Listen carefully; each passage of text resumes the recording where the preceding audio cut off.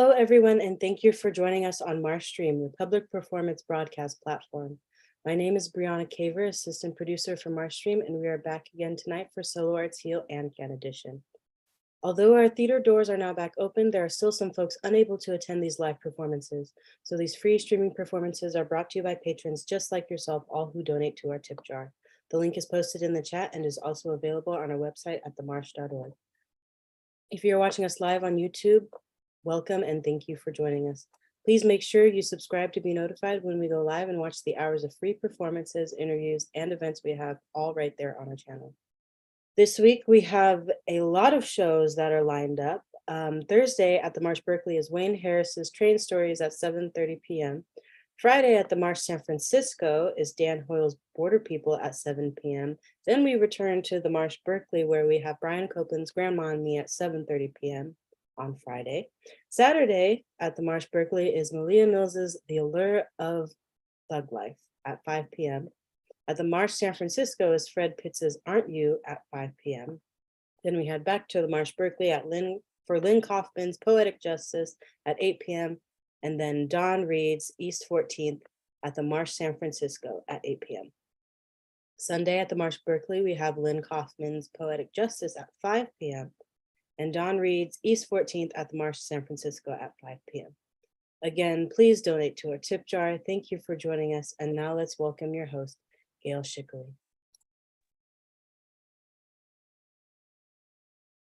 Hello, good evening. Thank you, Brianna. Good evening, I'm Gail Shickley, and welcome to Solo Arts Heal, where we bring you shows each month born from the art of storytelling.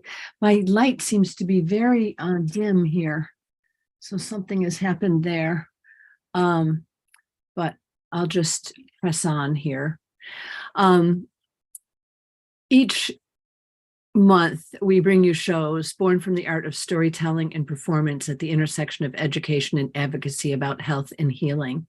And shows embrace the healing power of the arts over a wide range of mental, emotional, and physical challenges, and with talkbacks that offer insights and resources for our audiences. This has grown to include issues of social and environmental justice, with the recognition that how we treat one another and how we treat our planet is all connected. Did you know that each year in the US alone, 240,000 cases of breast cancer are diagnosed in women and 2,100 cases in men? Tonight, for Breast Cancer Awareness Month, we feature journalist Ann DiNocenzio with excerpts from her play, Red Light Zones, that speaks to her struggles with breast cancer amid other life challenges that she'll share with us, challenges that she's faced along the way. Let me tell you about our guest performer. Ann DiNocenzio is a national business writer for one of the world's largest news organizations. When not reporting, Ann loves to play piano and go to museums and theater in New York City, where she makes her home. She performed at the new talent shows at Caroline's on Broadway before the pandemic, riffing about her overprotective Italian Catholic mother and her family. The premise of the Red Light Zones was first workshopped in early 2017 at Go Solar Workshop in Manhattan with instructor Christine R. Miller. A serious health diagnosis forced Ann to pull out of the workshop, and she later recast and expanded her show, and in October 2022 performed her full-length 60-minute play at Theater Lab, dedicated to innovative theater in Manhattan. We'll be sharing two segments of Red Light Zones tonight, beginning with the piece that sets up Ann's autobiographical solo show that follows a naively innocent girl from an overly protective Catholic Italian family through various losses in her life. The first piece is 11 minutes, and afterwards, Ann will join us for a talk back, and then to set up our second piece segment, we'll talk between.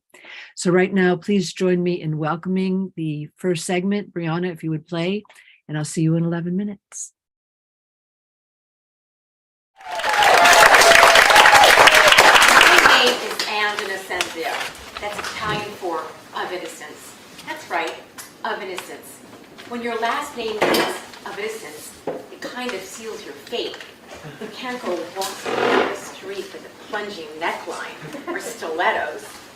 DiNocenzio in Italy is DiNocenzio. Too bad my classmates in high school used to mutilate it. Hey, Dinosio! Dino! Okay. I grew up in an overly protected Italian Catholic family. My mother, who went to an all-women's college in a place called Common Station, made me and my sister wear clothes befitting a nun. She taught us a very valuable lesson. Now, Anne-Marie, there are certain red light zones that boys can't touch. They can't touch this, they can't touch this, and they can't touch this. And you can't get boys excited. They have uncontrollable urges. You wind up pregnant. Your body is the temple of the Holy Spirit. I was 5. We prayed all the time. I have a funny feeling that my mother's ultimate prayer was this. Hail Mary, full of grace, Lord is with thee. Please, please don't let my daughters get double G's like my mother-in-law, the Chia. It worked. Compared to my sister and brother, I was the one that took my last name to heart. I owned the word innocence, whether I liked it or not. I was more like Amelia Bedelia, you know, the famous character in the popular children's book series. She takes things literally. When asked to draw the drape, she actually pulls out a sketch pad and draws them. That was me. As for the birds and the bees, I was a little confused.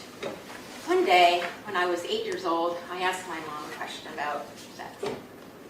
We were driving. Mom, where do babies come from? When a man gets close to a woman. What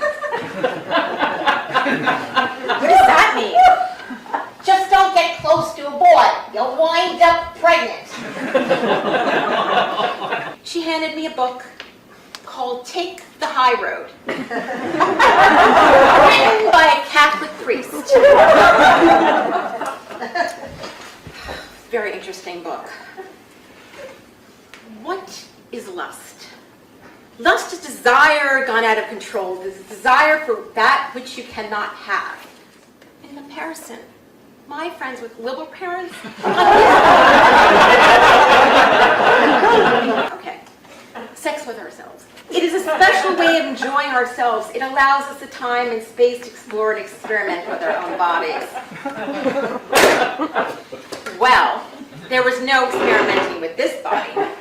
I was the good girl and afraid to be anything else like Julie Jake down the street. Julie got pregnant and had to leave home and have the baby. There was no way that I had the God Almighty rain down on me, that angry God that would wake me up in the middle of the night. If you live in according to the flesh, you must die. Die. In other words, don't be a Corva. The fear of God even haunted my parents. Otherwise, they would have been looser with the rules. I wanted my parents to be cool and even liberal, like the Higgins next door.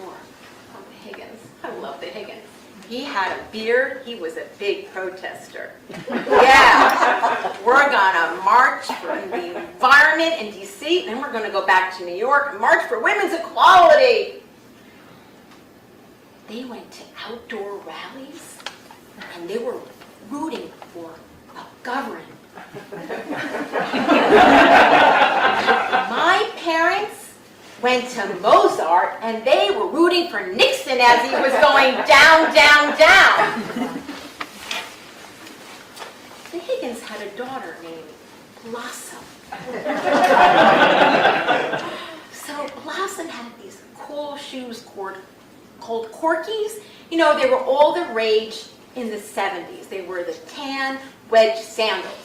She would walk down the street. I love my shoes. I was buying her. I wanted them. Instead, my mother got me loafers. Now, Anne-Marie, loafers are in. Those buffalo shoes are too risky. No need to wear heels your age. When you're 60, your back will be crooked and you're walking like this. loafers are not in, okay? Where do you see them? I don't see them. Trust me, there'll be a big trend. My mother was right. Loafers were in. 10 years later, with the preppy movement, but always failed. I always was afraid of being an independent teen. But one day, when I got to senior year, I was gonna make a bold move. I was gonna be a bad girl. I decided to cut class on senior cut day. Okay. No big deal for most people, right? No big deal for my sister or brother. Different story for me.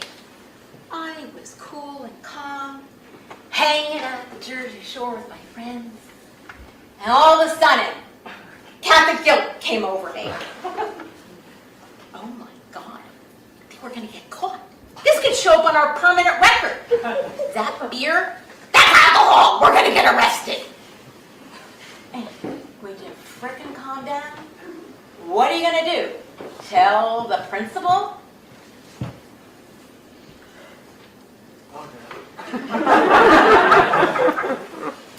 Principal Flinty, I wasn't sick yesterday. I cut class. I'm really sorry. What? Saturday school? But I confessed. I confessed. Sure enough, next weekend, I ended up at Saturday school.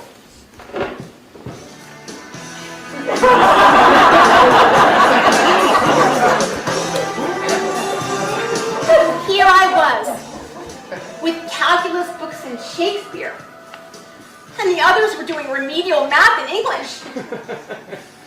I was surrounded by the potheads and the greasers.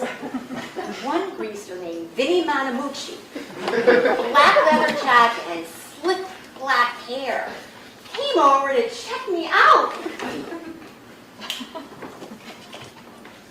Yo, you go to this school, you don't look familiar. You look like a good girl. I love good girls. What's that book you're reading? Don't look like English to me. It's Shakespeare. It's Shakespeare. Ugh.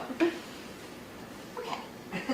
You might find it hard to believe that I ended up at the very, very liberal Smith College, the birthplace of the feminist movement that counted graduates like Betty Friedan and Gloria Steinem. The car was packed with my favorite belongings. Straight-leg corduroy jeans, striped sweaters, Docksiders, and my favorite albums. Linda Ronstadt, Saturday Night Fever, and Barry. Barry Manilow. Okay.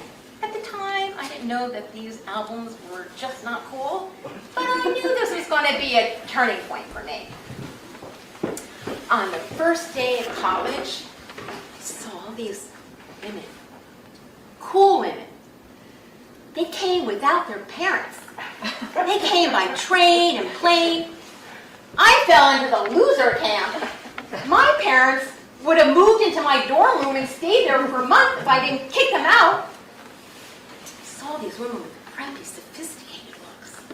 Then I saw women with pink hair. I heard music down the hall. Because the night belongs to lovers. There were women in leather pants. It was called punk rock. I decided I was done with my old Jew. I wanted a new look, pink, spiky. I called Sylvia, my hairdresser from New Jersey, to get that new look. No. Ana Maria, your pot is widening. You're losing your hair. I gotta cut it off and make it nice and short. What are you talking about? I'm only 18. How could I be losing my hair? But he was right. My part was winding. I was losing my hair. Forget about that new look I wanted. So long being cool. Now, Anne-Marie, I know just the right dermatologist for you. His name is Dr. McGone. Let me look at your scalp. Shine a bright lamp on your scalp and give you a shot of iodine. Which one is that? You look so much alike. Mom, that guy's a freak. He's 100 years old and he's a clown.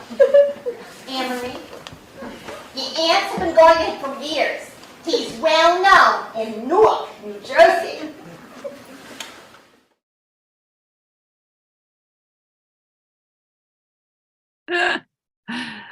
Thank you. Thank you.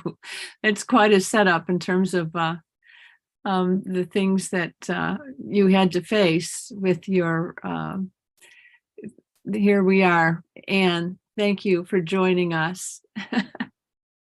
And thank you for that first piece. It's very funny because I know you originally workshopped that at Caroline's on Broadway, didn't you? Yeah, some of that, especially the there was some stuff from college, and also the book. I have to Take the High Road. You know, I Oh riffed on yes, that. let's see that. Let's see that book. Sure. This is the book. It's written by and from a Catholic priest. So this was my handbook. Didn't really serve me well, but yes. Yeah, And some you of had it another I book did- as well, didn't you? Oh, sure. And this is from the 70s. And when you went to This is- college, you were introduced to that. Right, but New all my world. friends had, like, my parents would never give me this book, so my friends had this book. So yeah. That's great. Well, so it was, you were very kind of sheltered by your mother and father, I suppose, and causing a lot of anxiety. Do you think these things kind of, had something to do with the later diagnoses and contributed in any way to your cancer? No, I don't think that. I think it was, I just think I was just brought up in an overly protective family. And I don't think it had anything to do with my diagnosis. I think it was just the way of how I just protected myself. I Mhm. didn't, so there were, I think I was just very innocent and, I think it was like, for instance, if I was 15 minutes late from coming home from school, my parents would have probably called the police. It was just like that. So causing a lot of anxiety, I guess Yeah, that's what so I I meant. ki- We yeah, all I mean, have I a lot of probably had a anxiety in little our bit lives. anxiety, a little bit. Just because I wanted to be the good girl. And there was a lot of pressure from my parents, but it was good, that you had to be the good girl and you had to behave a certain way. But it was, but it was also living in a world of, trying to protect yourself, Sure. and yeah. Well, it sounded like your good humor kept you in check all the time. that you- Yes, and then I had great material later on. I had no idea when I was young that this could be material for, later on. I mean, my mom, as I said in the show, that she went to an all women's Catholic college, and in a place called Convent Station. So she used to always, those red light zones were the thing that she taught me. You can't touch this, you can't touch that. That was Mhm. something that was ingrained in me when I was growing up. Mhm. Yeah. Now you became a journalist, a national retail writer for a major press organization, and working in a very serious, but you decided to do some stand up and which really had a lot of levity and fun about looking back at your past. And it was during that time that you received your diagnosis. Is that right? Right. Right. Now, you also had things going on in your life that were, did you already know about your situation in terms of having children? Is that? Yeah. So what happened was, there were, before my diagnosis for breast cancer, and I had various losses like everyone has, and various challenges like everyone has. And when I was in college, I lost a good part of my hair, and it was about, it was really because I was anxious about my brother. And my brother was, was doing really well. And then he was diagnosed, he had to leave college, and he had schizophrenia. He was diagnosed later with schizophrenia. So he was very ill for 4 years. And I think that, contributed, for me, I think it was, I was really worried. I was anxious. And I think that's when I started losing my hair. And unfortunately, he passed away. I was 19 and he was 23. So he was in and out of mental health hospitals. It was like a freak, a tragic accident.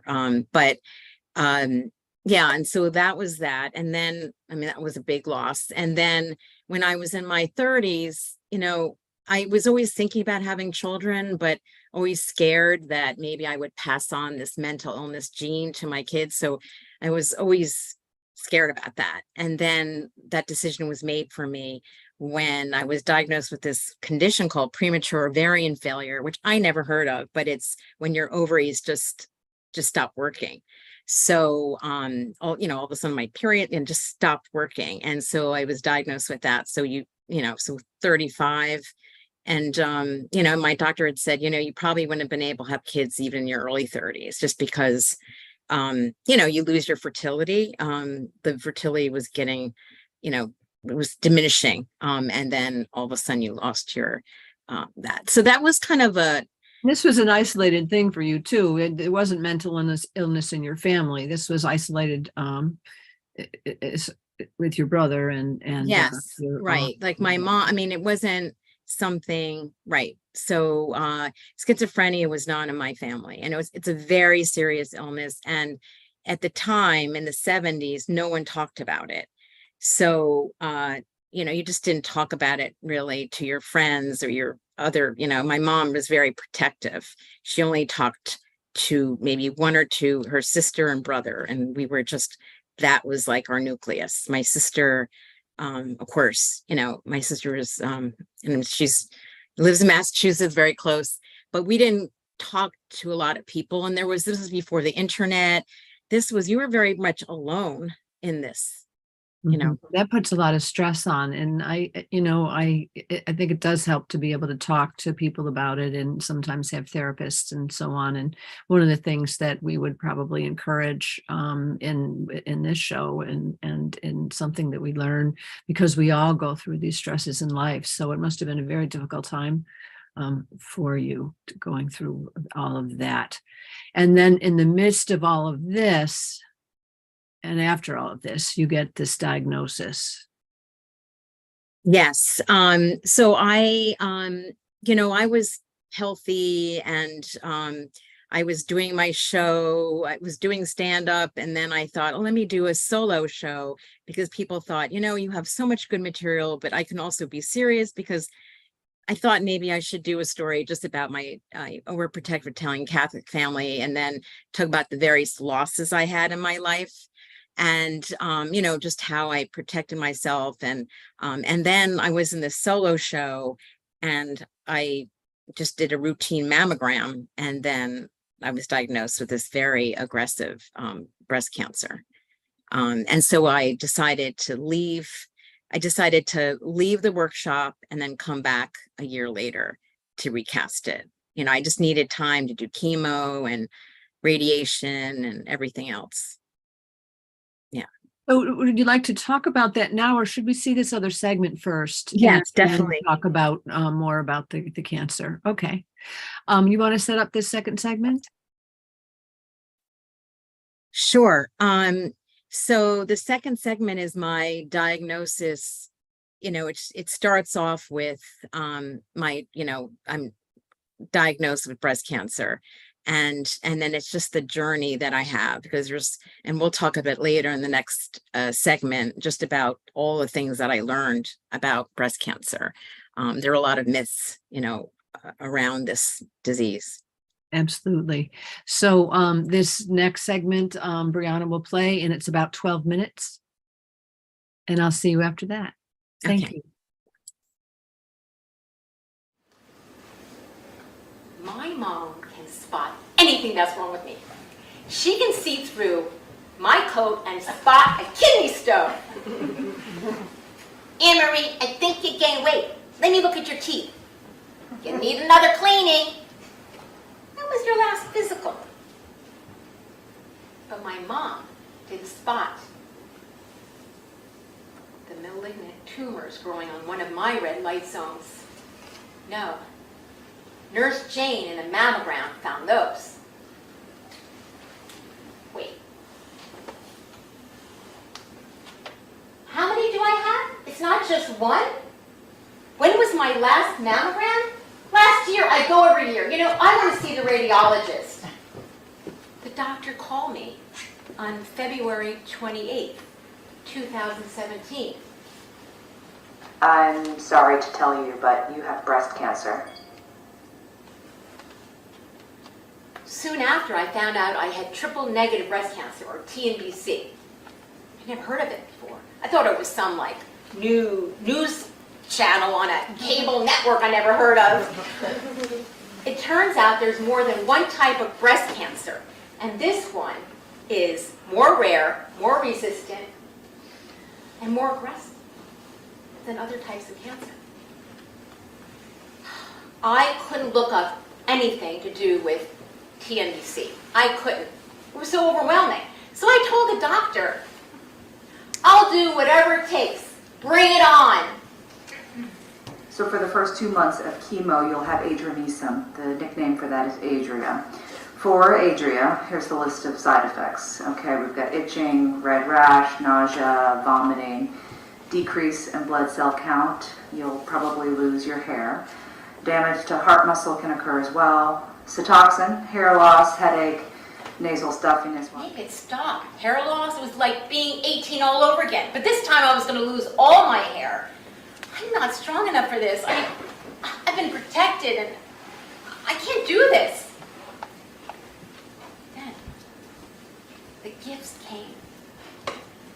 The prayer shawls, the prayer quilts. I got pink shirts that said, "Fight like a girl." I got piles and piles of helpful cancer books.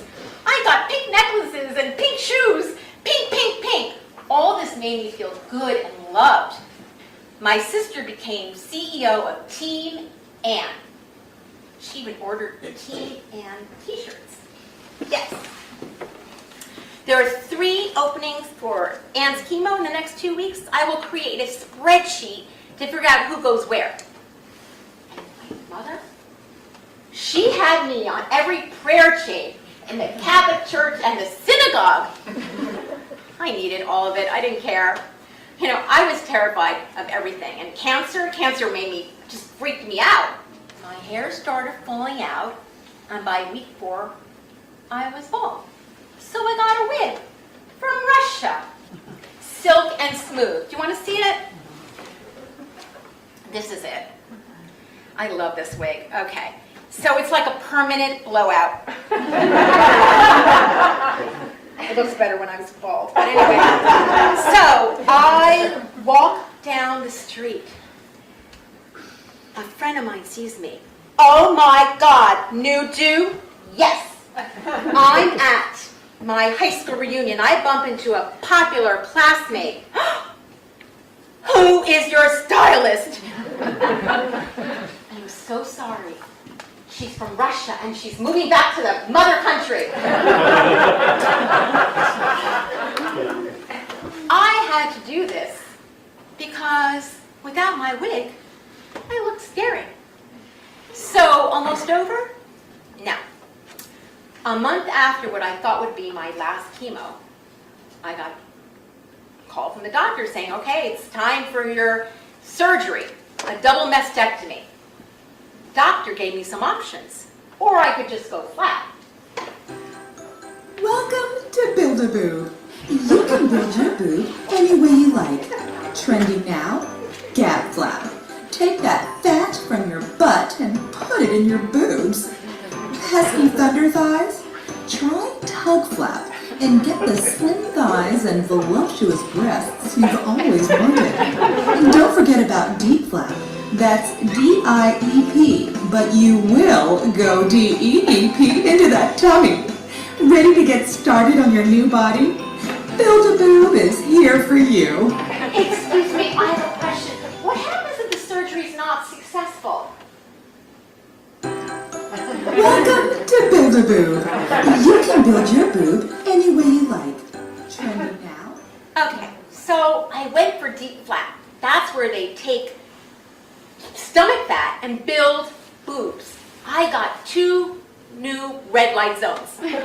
Oh, and the surgeon fixed a hernia. So, in retail terms, I got a threefer. So, some might wonder why you got a frivolous boob job. But it's not a frivolous boob job. It's a cancer operation that was meant to preserve my femininity. My ovaries shrunk to raisins.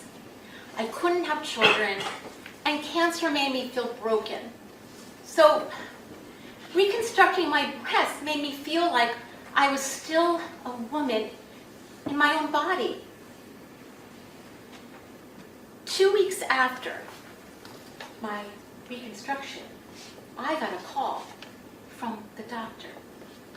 So there was still residual disease when you had surgery. You'll need daily radiation and another month of IV chemo. Then you need another 7 months of a chemo pill called Xeloda. The goal is to reduce the recurrence rate, which is high, unfortunately. Wait, I just had 4 months of that poison. I wore a pink hat. I spent $3,000 on a wig from Russia. My veins are bruised, and now I have to be chemified twice and then radiated? Am I going to be okay? The doctor couldn't say anything.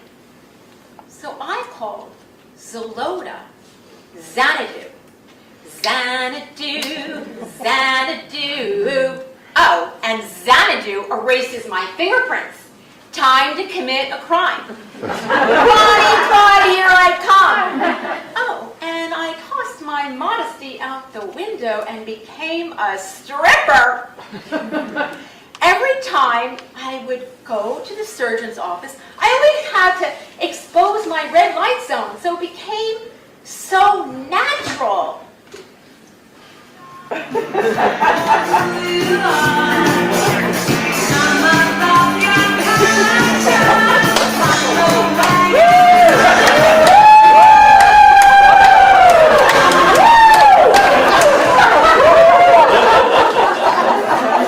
at the dermatologist. Check out these moles. I'm at the dentist. What about these fillings? I'm at the ophthalmologist. Check out this vision test.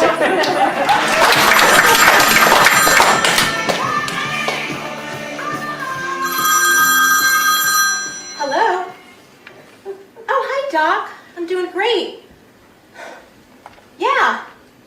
I'm sure you have good news for me. What? My tumor markers spiked?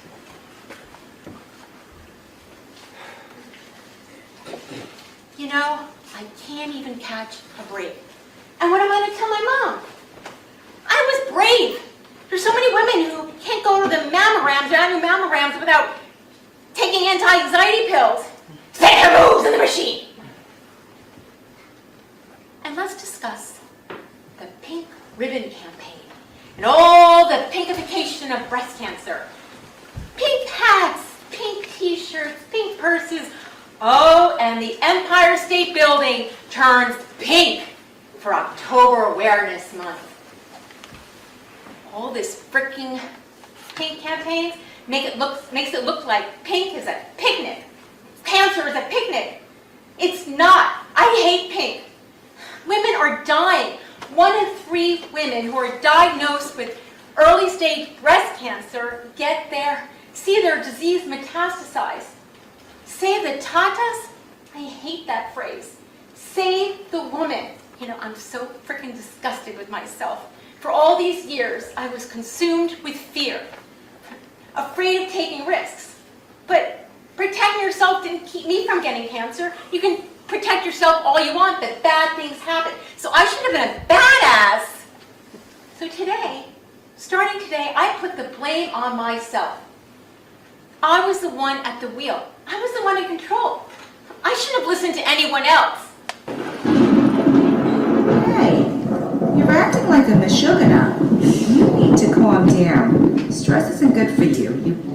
You know, you really can't be hard on yourself or others. I know, but I have so many regrets. Well, you're still alive, aren't you? So what are you going to do about it? I had the scans. I waited 4 days. I was okay. But at this moment, I realized that this wasn't going away. Life is precious, and I needed to embrace it. So I don't just cook. I'm frickin' Julia Child. Today we're going to make beef bourguignon. Maybe I'll take a sabbatical, take a trip around the world. I love New York.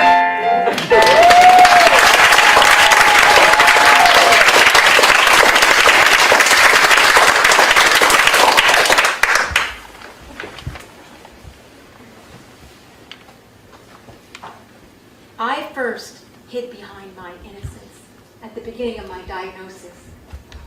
Okay, I hid behind it my whole life. But luckily, I found something magical about it. That if I let my innocence go, I'd be okay.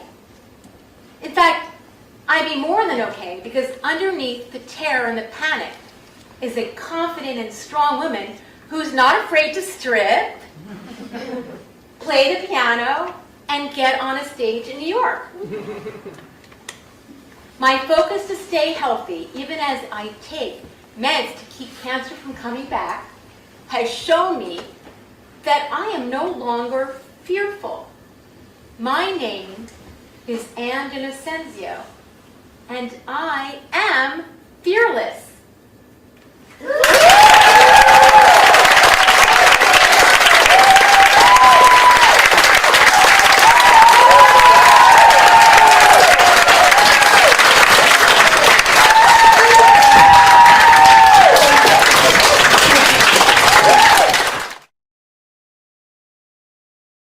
Wonderful, Anne.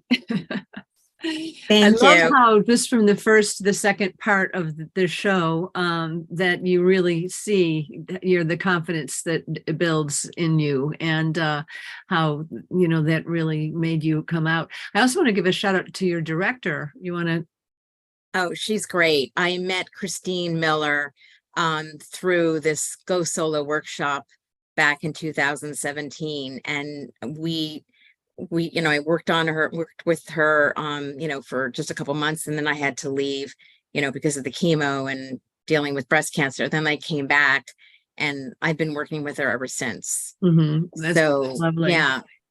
So through this, I mean, you really are teaching people about breast cancer, and because also doing talkbacks like this, there's a lot of awareness about breast cancer, but a lot of people aren't educated in the disease. What are the big myths about breast cancer? What did you learn personally as you went through your journey? Yeah, I mean, I thought I knew when I was diagnosed, I knew of people who had breast cancer. It wasn't in my family.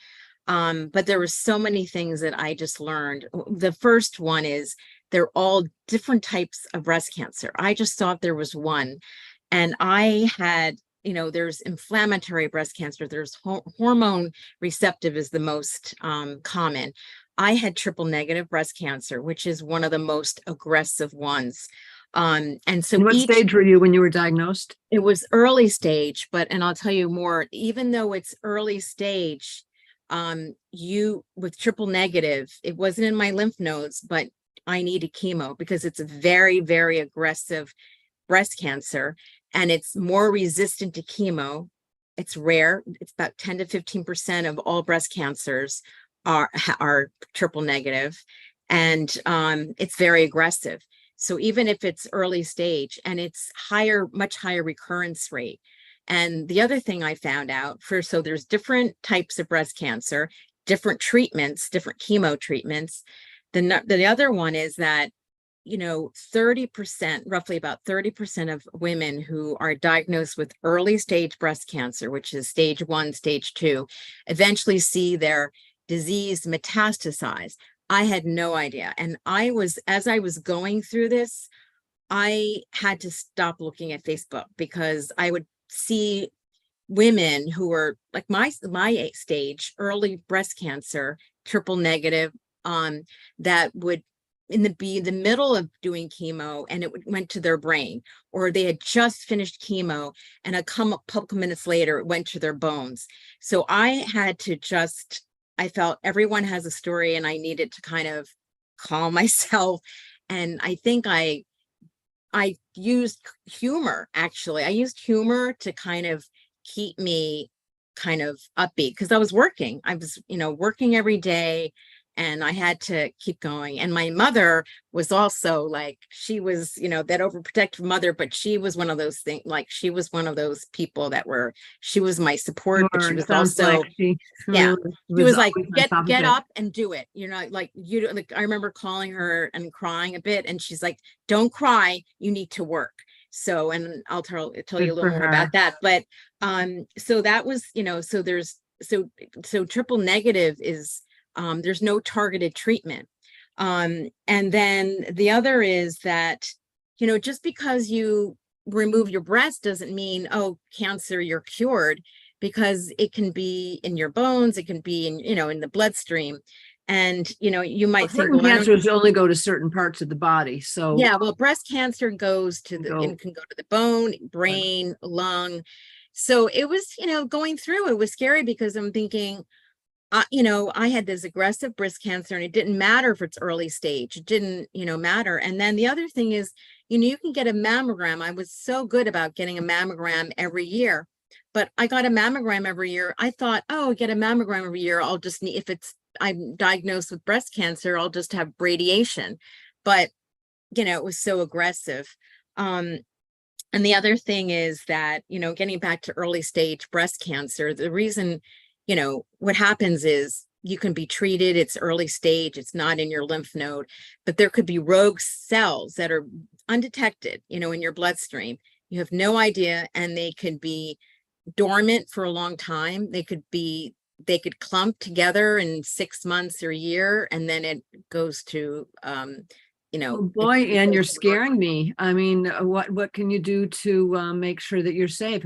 If you have your regular annual mammogram. Yeah, so so I mean, you have to do, every year, really, mammogram saves lives. Mammograms do save lives. If I didn't have my mammogram, and if I had waited 3 years, it would have been all over. But so the other thing, and also obesity and alcohol use, those affect breast cancer, isn't that true? Right. So, try to, I was never like a big alcohol drinker or anything like that. And breast cancer wasn't in my family. So my mom had colon cancer, in her 70s. So I was always making sure I had my colonoscopy. I had my mammogram. I went for my regular and this came up. And the other thing I wanted to say is that, because there's no targeted treatment for triple negative, they do chemo first to see if it works. So when I had the chemo, then I had the breast surgery, they saw residual. So the chemo didn't kill all the cancer. So then I needed more chemo. And I was on this drug called Xeloda. It was an oral chemo pill. And then I was on another experimental drug that was a copper depleting pill. So they're trying all kinds of things for triple negative because there isn't a targeted treatment at this point. Right. Yeah. Things are always changing in the pharmaceutical industry. Right. Really are. Yeah. So another thing is the current healthcare system, as you went through your cancer journey, you had good health insurance and you had a job that you could work from home when you weren't feeling well. Those were definite support that you had, which was extremely helpful, because for some people, if you don't have those situations, it can be more of a hardship. Yes, and I have always, as a journalist, I'm always looking at inequities, and I'm a national business writer, and I couldn't, there were so many people who had jobs that didn't have good health insurance. Like I was on these Facebook sites, and some people were waiting to get just waiting for insurance to pay for their basic chemo or radiation, or people in rural areas had to drive 2 hours Yeah. to get chemo. And I had the best, I mean, when you think like that is one of the things to fight against it, right? Triple negative. I know people who were misdiagnosed and said, and the doctor said, oh, you just have the garden variety kind. They were misdiagnosed. So getting a second opinion is a good idea as well. Yes. Yeah, Yeah. very good. And you also something interesting when we were talking earlier, you talked about you became aware of racial disparities in breast cancer treatment. Yeah, so triple negative it's interesting with triple negative, it's disproportionately strikes women of African or of color, women of color. I did not know that. But overall, there is, women of color die, especially particularly Black women, are more affected, and their odds are not as Because good. Black women are And- twice as likely as women of other racial and Right, ethnic groups exactly. in the US to be And- diagnosed with triple negative breast cancer. Right, and there are groups now. There's this one woman named Ricky Fairley who is, she had breast cancer. She's a Black woman. Was an executive in marketing, and she started this group a couple of years ago. And she's going around the country and actually doing trials with Black women, because really not as many trials for Black women. Like right, if I'm white, This is my something body is we're- different. So it's as there's racial inequities in the healthcare system. So in the breast cancer system, it's like that. So I got to know all of that as well. Mhm. Boy. It's interesting, the segment that you do talking about where you're going. Well, first of all, whether you're going to be flat chested. I mean, I know people and friends that have just decided not to, to have any augmentation. And yet there's a lot of, that's a very, funny segment that you do showing about whether you want to take it from your bottom, your belly, or your wherever. But you decided to go with the tummy tuck, the DIEP, which stands for deep inferior epigastric perforator, I think. Yeah, I think so. I forgot that Yeah. what it stood for. Epigastric, that's what it is, perforator. So Yeah, deep inferior. So anyway, DIEP, because it's known for Definitely. the artery that runs through your abdomen or the lower belly, and Mhm. and the procedure is designed to have fewer side effects and more natural results. Is that right? Yeah, and what happened with me is one of my best friends was diagnosed with breast cancer 2 years before I was diagnosed with breast cancer. It was actually her second time, and she's great now, but it was still early stage. She needed radiation the first time. The next time they said you need reconstruction. She was the one that had deep flap, and it was her that I had no idea what that was until she had it. And then when I was going through it, at first I thought, I don't know if I want to go through all this. But then I realized if I get, an implant, I have this implant for, for 10 years, and you have to get a new one. And I just thought, what, let's just do this 13-hour surgery. And you have to get a very good one. You can't just get the doctor has to be a microsurgeon, because it's very complicated. It's a 13-hour surgery. So But it's not threading- uncommon, though, is it? It's getting Oh. more and more common. It's not majority of it, but it's getting more and more popular now. It started, I think, so maybe like 10 years ago, but it's getting more and more popular. My surgeon was the one that was pushing it. He said, you are a good candidate. And so, he said that. And, young It's people. designed to have fewer side effects and more natural results, I believe. Right. And so I didn't have to have, I'm fine, I decided, you can, it's a long recovery. It's good 6-week recovery. Mhm. But I decided to go that route. But you know, there's choices. People can go flat, people can do breast implants, they can do deep flat. And I didn't realize all of that. They can just have a lobectomy. But I think everyone, like women should be supporting everyone, you know, like I know women who are young women who decided I would just go flat. They're older women, they're 65, 70, who decided to do the reconstruction, you know, and so it's a choice that women have. And some people feel it preserves their femininity, as you mentioned when we talked earlier. Yeah. Right. I mean, I decided I felt, you know, everyone's different. So everyone, you know, I support everyone and every choice. I didn't really think about being flat chested just because I just felt like for me, I wanted to be whole again. And I decided that I wanted the reconstruction, and I'm so happy. But obviously you need a good one, because you go on the internet and there are some scary photos of people who have botched jobs in reconstruction. It's quite scary. Any reconstruction surgery. I think that's probably true. You want to make sure you have and if you have a botched job, you have to keep, you know, like you go to another doctor and then you have to have all these different surgeries. But that's another thing I've learned too, you know. Well, good. Well, we certainly want to encourage women that have to face this, unfortunate circumstance of breast cancer, that they do have safe options out there, and just make sure you have a doctor that has had some experience in Right. doing what you need to have done. And you say you met a lot of amazing survivors that have become advocates, and have written books and even designed bras for women who had breast operations. There's blogs and podcasts, women helping, feel good about themselves.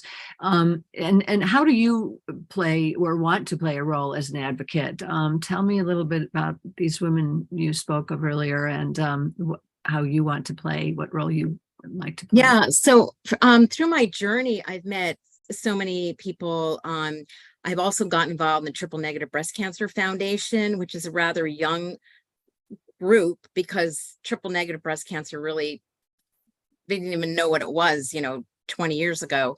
But I've met so many women through groups, breast cancer groups. There's this one woman named Melissa Berry.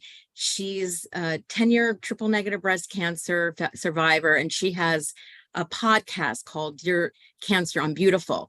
And it's all about,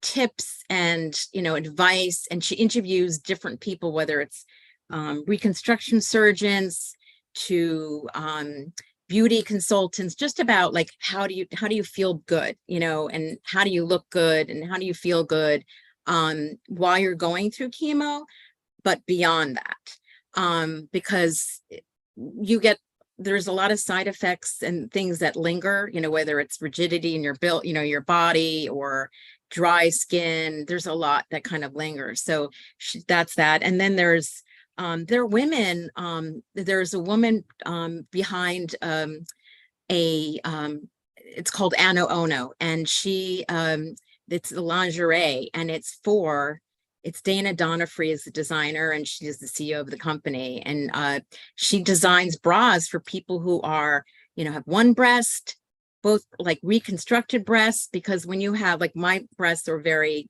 like, their stomach, I mean, it's a very kind of thick breast because it's from the stomach. But she has this amazing line, and it's online. And there's a lot of options for various, right. And there's a lot of really good advocates for makeup. Support.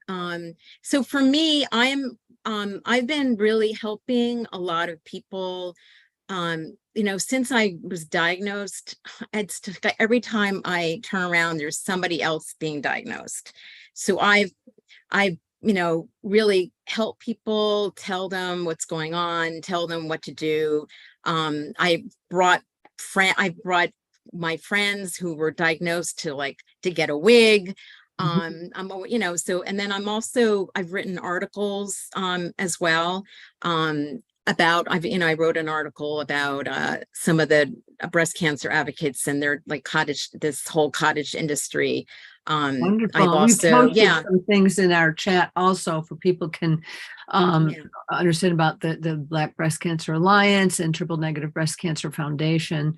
And those are useful for our audience, I hope, to be able to look further into all of this.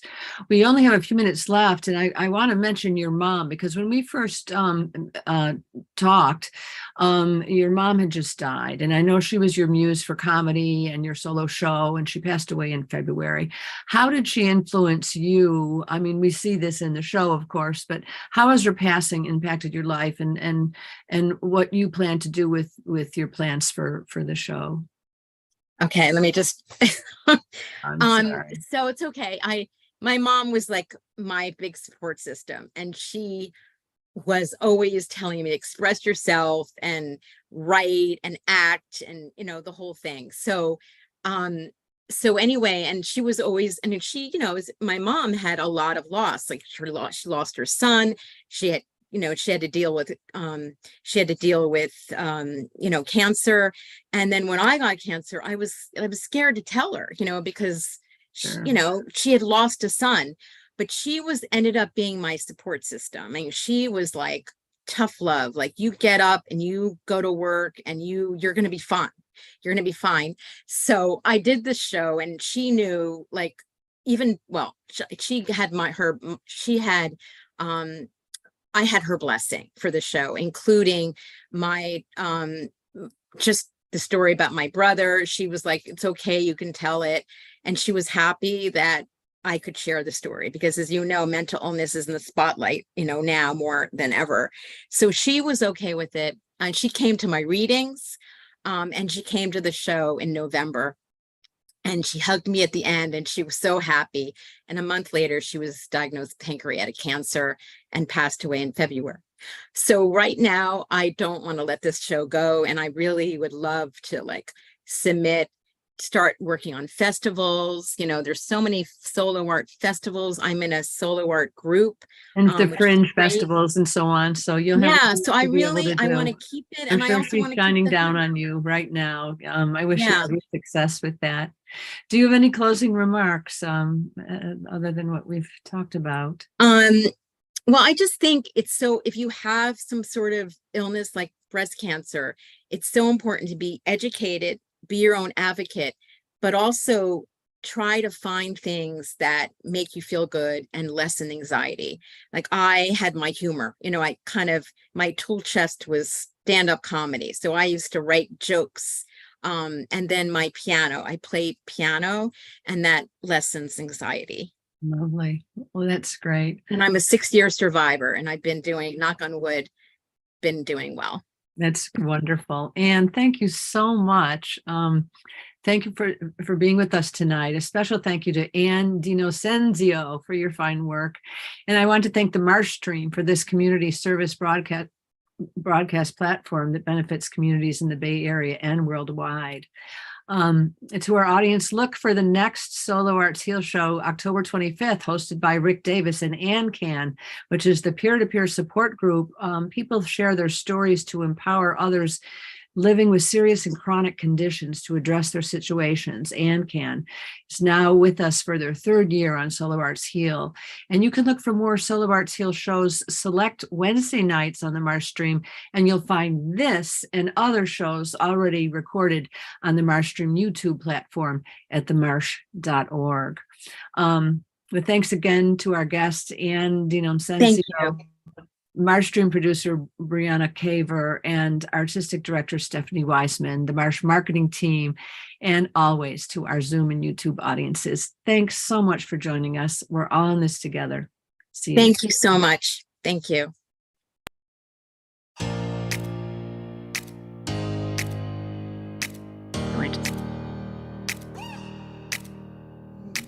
How do I describe my journey with you? Your mother, who takes care of you, who takes you to the doctor when you're sick. Your mother.